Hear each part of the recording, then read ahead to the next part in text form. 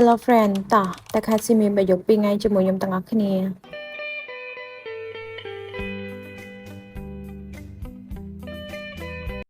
ពួកខ្ញុំចេញពីបាត់ដំបងទៅម៉ោង7កន្លះអញ្ចឹងខ្ញុំត្រូវមកចំណតឡាន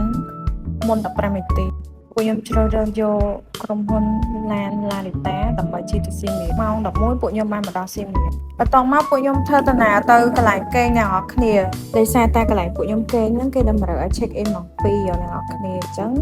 ពួកខ្ញុំដើរទៅជួលម៉ូតូដោយសារតែកន្លែងជួលម៉ូតូដែលពួកខ្ញុំត្រូវជួលហ្នឹងនៅជិតកន្លែងគេងខ្ញុំដែរពេលបានម៉ូតូហើយពួកខ្ញុំ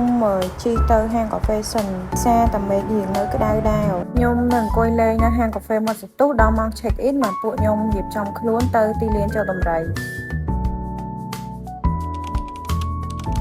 មកដល់ទីលានចូលដំរីនេះហើយថតរូបបាន4 10 20រូបខ្ញុំបន្តដំណើរទៅថតរូបនៅ